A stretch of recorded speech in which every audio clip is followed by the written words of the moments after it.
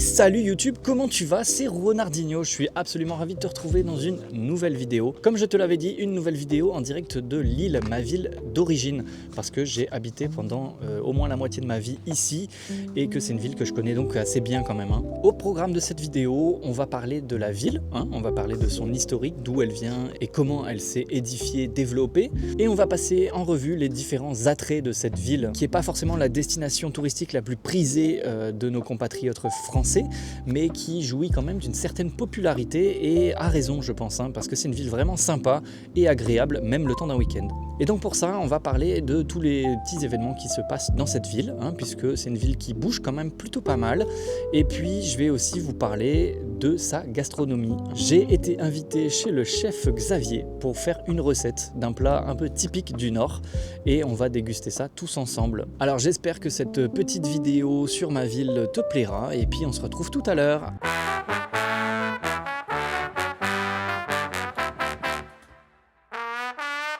Bienvenue dans la capitale des Flandres et le chef-lieu des Hauts-de-France. Ici, du plat pays en veux-tu, en voilà.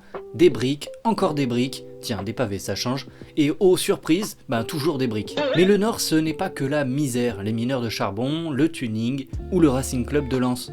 Non, parce qu'il y a aussi le LOSC.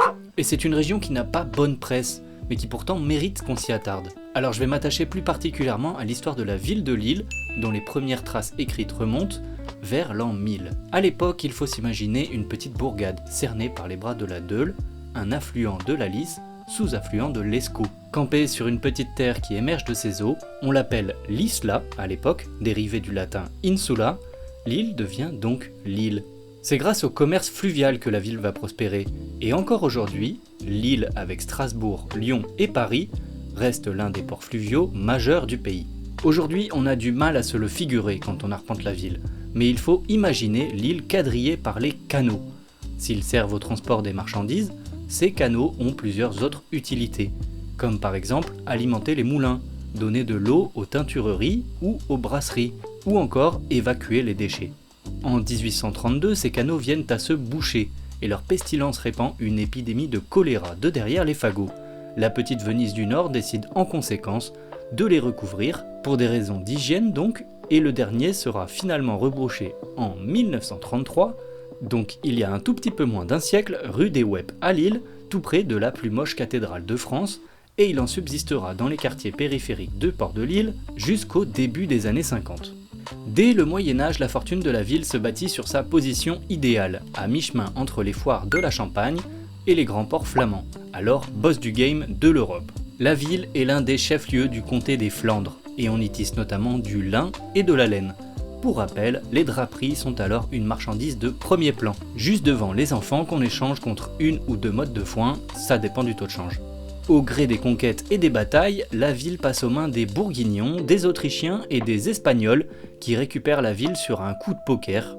C'est en 1668 que l'île devient française après sa conquête par Louis XIV et qu'on y bâtit sa fameuse citadelle de Vauban, du nom de son ingénieur qui a façonné nombre de villes françaises avec ses remparts contre la barbarie. Au XVIIIe siècle, la révolution industrielle vient ajouter le coton à ce savoir-faire textile, et de nombreuses usines et manufactures se multiplieront à Lille et sa banlieue proche, par exemple Roubaix ou Tourcoing. D'ailleurs, c'est aussi à cette époque que la ville absorbe ses plus proches communes, comme Fives ou Moulins, qui deviennent alors ses quartiers. Aujourd'hui, la ville que j'ai connue jusque 2021 continue de changer et d'évoluer, avec l'aménagement de nouvelles zones comme le parc Saint-Sauveur ou l'agrandissement de sa cité du tertiaire qu'on appelle Euralille.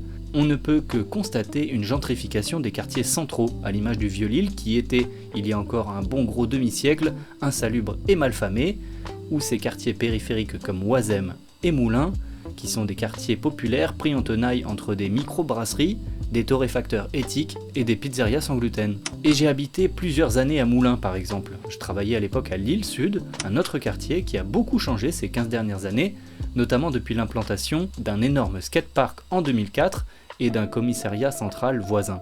Avec le recul, le message de base était peut-être un peu indélicat pour ce quartier délaissé, dont la population est massivement issue des classes les plus démunies et de mixité d'origine.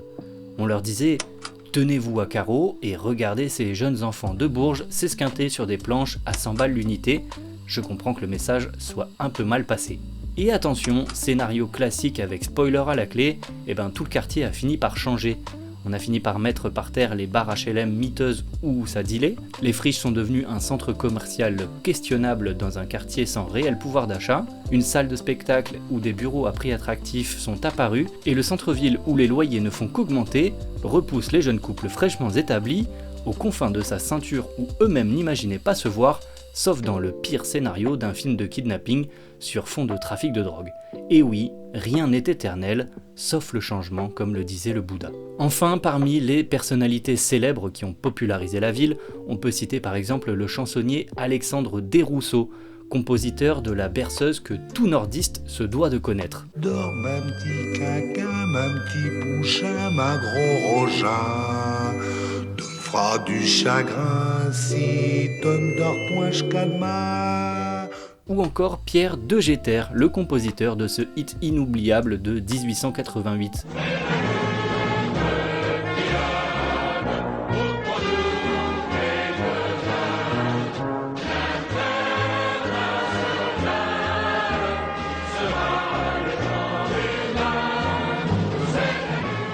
Bon, ça c'est pour les outsiders. Pour les grosses têtes, je peux vous nommer par exemple Roger Salengro, maire socialiste de Lille, député et ministre du gouvernement Blum en 1936, acculé au suicide par l'extrême droite. Ou Pierre Mauroy, ex-premier ministre de François Mitterrand, père de Martine Aubry, tous deux maires de Lille et socialistes. Ou encore un certain Charles de Gaulle, modeste architecte de la Ve République et enfant de la ville. Mais en vérité, les Lillois qui vous entourent au quotidien ne sont pas ceux que j'ai cités, pas plus que Iris Mittenard que je croisais au collège, mais bien Auchan, Decathlon, Leroy Merlin ou Castorama. Ces enseignes sont toutes issues du glorieux passé industriel lillois et continuent d'en écrire les pages. Alors merci à nos braves capitaines d'industrie de redorer le blason de notre triste région et de faire rayonner ses couleurs en payant ses impôts à l'étranger.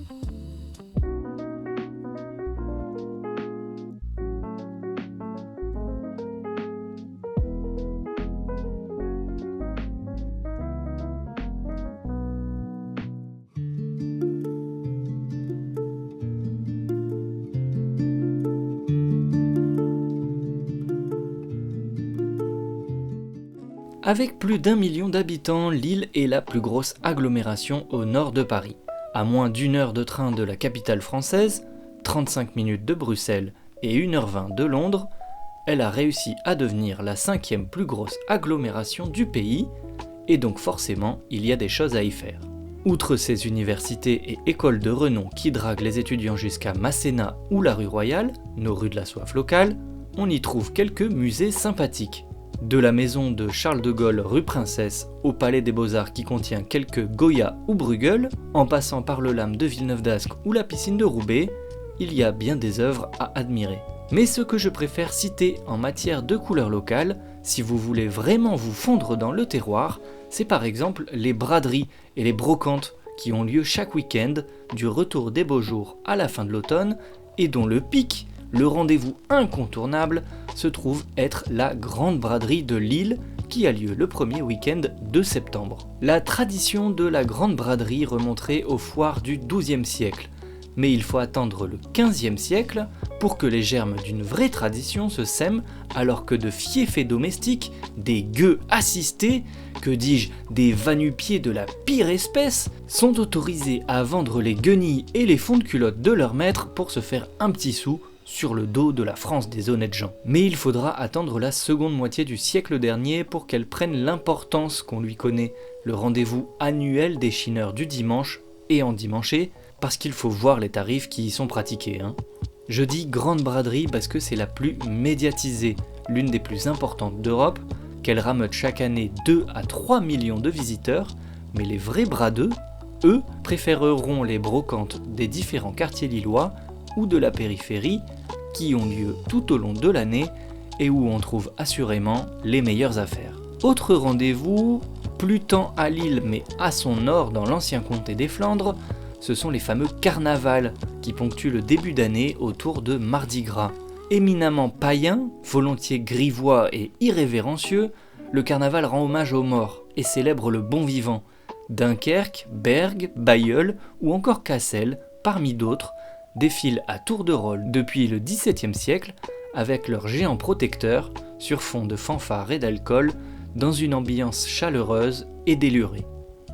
Et pour finir, il y a le sport. Outre les rendez-vous tuning sur les parkings d'un Cora un dimanche soir, le Derby du Nord est souvent l'occasion de rixes entre supporters lillois et lensois, frères ennemis, mais frères de misère quand même. Tout nordistes que nous sommes frères, mais pères et aussi cousins.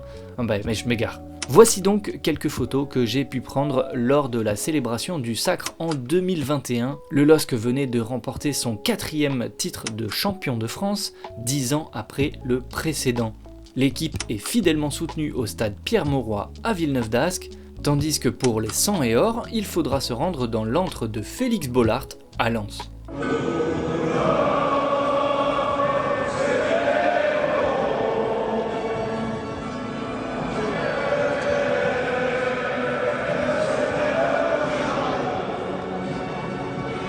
Enfin, tout proche de nous vient de passer le Paris-Roubaix, une classique des amateurs du cyclisme, l'enfer du Nord comme on la surnomme, prouve au-delà du juste régime et de la médication rigoureuse des fusées sur roues que chaque rendez-vous avec le public nordiste est fêté comme il se doit depuis le bord des routes, sous des litres de bière et des kilos de frites.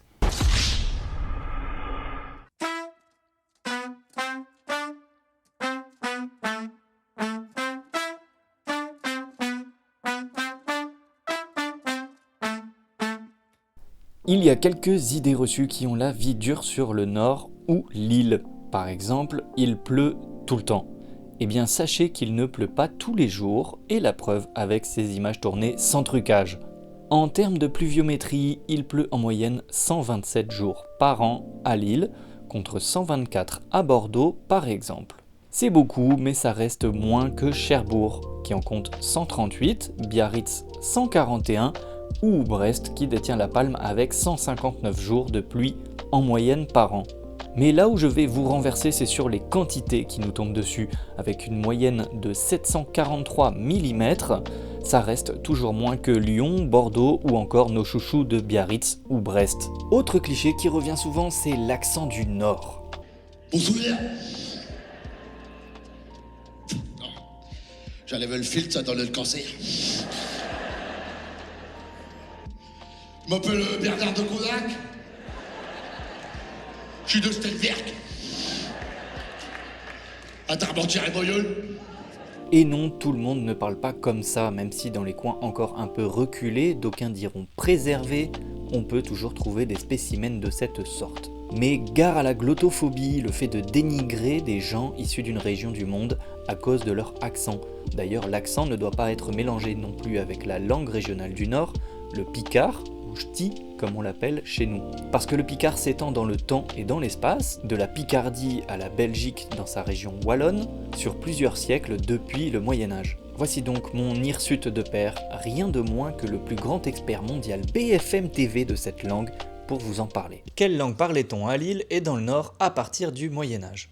Alors, à Lille et dans le Nord, au Moyen-Âge, on parlait picard. On a un texte juridique du XIIIe siècle qui s'appelle le Livre Roisin, qui dit que à Lille, devant les échevins, on doit s'exprimer en picard, et à défaut, si on ne parle pas picard, on peut parler la langue qu'on veut. Mais la première langue qu'on doit parler, c'est bien le picard. Comment s'est imposé le français et dès lors, quelle était la place du picard ? Alors on peut dire que le français s'est surtout imposé par l'école obligatoire sous la Troisième République. Et puis c'est aussi la guerre 14-18 qui a fortement implanté le français comme langue de communication normale.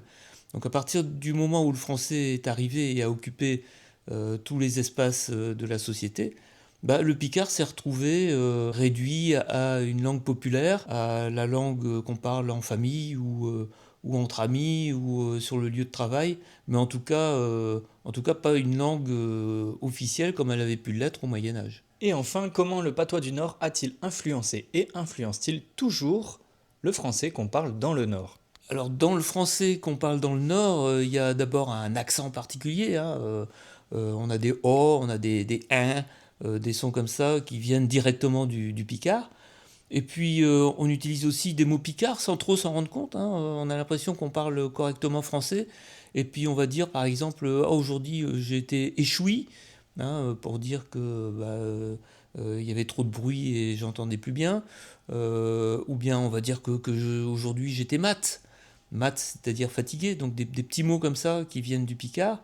Et puis enfin dans ce français il y a un certain nombre d'expressions qui désignent des réalités purement régionales et qui ont un nom picard. Alors, par exemple, on va parler des rouges-barres dans l'architecture.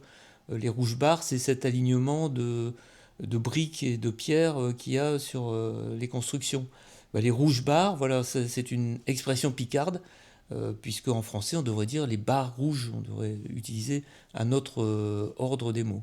Toutes ces particularités du français régional, on va les retrouver dans ce petit ouvrage qu'on a écrit avec Lyudmila Smirnova. Dans le Nord et la Picardie, ça se dit comme ça, aux éditions Le Robert, qui traite du français régional du Nord, dans le cadre d'une collection nationale, hein, sur les français régionaux de toutes les régions de France.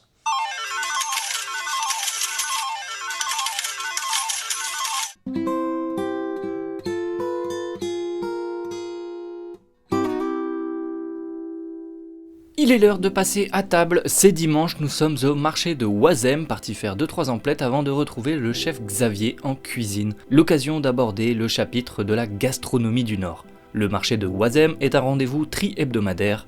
C'est un marché populaire où on trouve de tout et à des prix imbattables. Sa plus grande version est définitivement celle du dimanche où une foule de stands aux odeurs et saveurs du monde se greffe aux vendeurs plus traditionnels de fruits et légumes ou rôtisseries. De nombreux bars bordant cette place du marché dont le mythique Cheval Blanc propose une terrasse sous le soleil pour y déguster vos achats.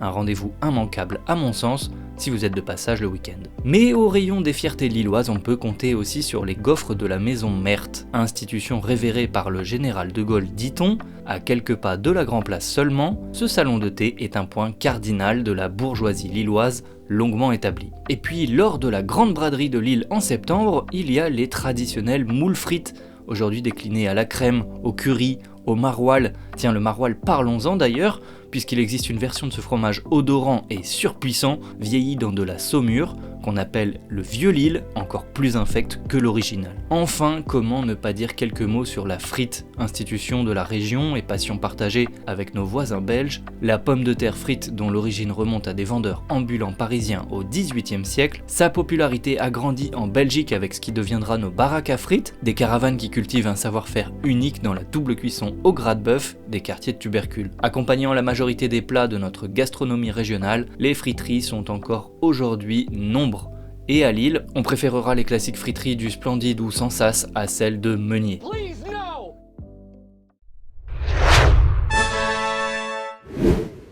Yo YouTube. Alors aujourd'hui, on est ensemble pour cuisiner un Welsh. Welsh. Qu'est-ce que c'est ? C'est basiquement du pain, du jambon et du fromage. Ok, c'est un plat typique du Nord, hein. C'est un plat typique du Nord. C'est ça. Qu'est-ce qu'on Nord peut... de la France, mais c'est pas français à la base. C'est pas français à la base, effectivement. Comme ça s'appelle Welsh, ça vient du Pays de Galles. Pays de Galles. Et l'origine est un peu incertaine. Un peu floue. Ou bien ça viendrait du XVIe siècle, des envahisseurs qui sont venus ici jusque sur les côtes de Boulogne. Ou alors... Non, c'est vrai, c'est les recherches. Ou alors c'est les soldats de la Première Guerre mondiale qui seraient venus avec ce plat dans leur bagage. Ok. Voilà. Avec du cheddar sur eux comme ça. Avec du cheddar sur eux, en munitions et tac. Alors aujourd'hui donc on vous présente le Welsh, donc c'est un plat traditionnel du Nord. On en a d'autres dans notre cuisine du Nord. Oui. Qu'est-ce qu'on peut citer comme plat ? La carbonade flamande. Alors elle est flamande pour le coup, mais bon, comme Lille, on l'a vu, c'est la capitale des Flandres, c'est normal de le retrouver ici. Ça consiste en quoi la carbonade flamande ? Du bœuf mijoté à la bière et au pain d'épices. Ouais, ça donne un petit mélange de sucré-salé vraiment très très bon. Ça se mange forcément avec des... frites. Oui, des frites. Hein. Ça, c'est un autre produit de notre gastronomie. Nord, en fait. Ouais, exactement.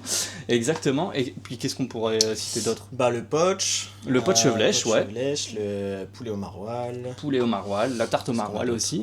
C'est ça, la flamiche, ouais. Alors, qu'est-ce qu'on a besoin pour faire ce Welsh ? Je vais prendre la caméra. Hop.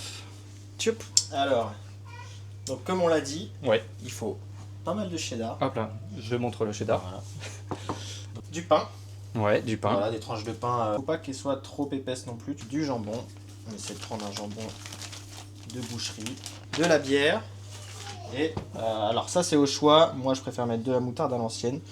Il y a certaines recettes où il n'y a pas du tout de moutarde, mais je trouve que ça ramène un petite acidité qui est la bienvenue quand même. Et donc traditionnellement c'est un petit plat qui se fait dans des petits ramequins, mais nous on va le faire dans un gros plat parce qu'on est 3 mangeurs. Format familial, exactement. Donc voilà, est-ce qu'on passe à la première étape? Bah ouais. Allez, c'est parti. On va mettre le pain dans le plat. Deuxième étape, on ouvre la bière. Oh quel bonhomme. On va imbiber le pain. Bah, faut pas non plus que ce soit faut pas une piscine quoi. hein, ouais, faut juste que ce soit légèrement imbibé. C'est un peu comme le tiramisu avec les boudoirs quoi. Avec le reste de bière, on va mettre dans une casserole. Donc moi je pèse parce que j'ai l'habitude d'en faire plutôt des beaucoup. grosses quantités, ouais. Donc je m'adapte. Et là pour 3 je vais mettre 150 grammes.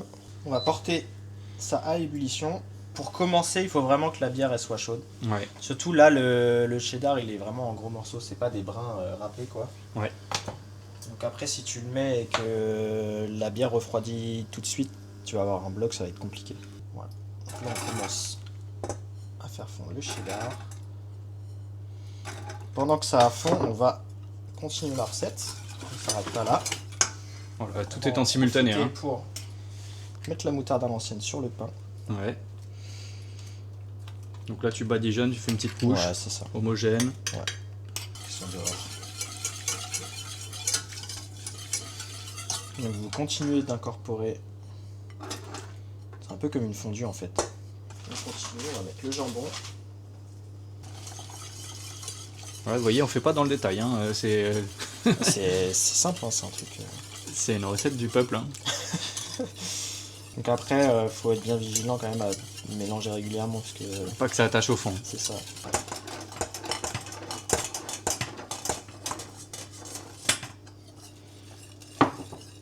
Et alors, combien t'as pris de cheddar pour 3 personnes? Là, j'en ai pris 650 grammes. C'est beaucoup en vrai. Ouais. Moi, je pense entre 160 et 200 grammes par personne, c'est largement suffisant pour la D'accord. maison. Alors, de nos jours, on voit aussi des concours du Welsh. C'est un plat qui a gagné en popularité ces dernières années. Hein. À Lille, il y a des sites internet qui répertorient l'amicale du Welsh. Ouais, tout à les fait, meilleurs Welsh, etc. Donc, il y a quand même une fierté, une certaine fierté de ce plat. Après, c'est des plats hyper roboratifs, etc. Donc, je pense qu'il y a un peu un truc et accessible, comme on disait. Ouais, et qui tiennent bien chaud c'est ça, il y a pour l'hiver du Nord. De gaillards qui aiment bien comparer les trucs, dire j'ai mangé tant de Welsh. Voilà, là on obtient quand même une pâte à la consistance bien épaisse. Hein. Ouais. Et donc à quel moment on va le couler dans le... Dès que c'est vraiment homogène et qu'il n'y a plus du tout de morceaux. D'accord, ouais. Alors là le four tu l'as laissé préchauffer à combien? Je l'ai mis à 200. À 200, ok, pendant combien de temps? Là je pense qu'on va mettre, je sais pas, en vrai j'en sais rien, ça dépend de la couleur que tu veux. Ok. Voilà. Et là vous voyez qu'il est quand même très épais. Hein. Ouais, ces petits salopios. Faut faire un petit peu colorer le dessus quoi. Voilà. Et donc là au four pendant du coup une dizaine de minutes. On va compter 10 minutes je pense. On va compter 10 minutes. Allez, on se retrouve dans 10 minutes.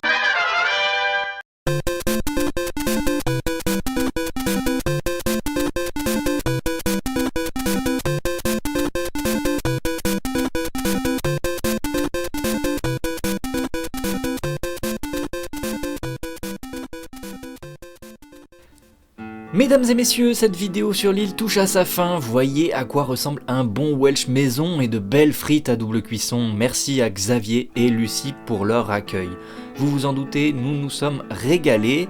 Et pour le dessert, il y avait du merveilleux, la bouée de mon enfance, une petite pâtisserie typique du nord et de la Belgique, composée de meringues, crème fouettée et chocolat. Un délice de légèreté, mais n'allez pas goûter ceux de Fred, qui sont trop sucrés à mon goût.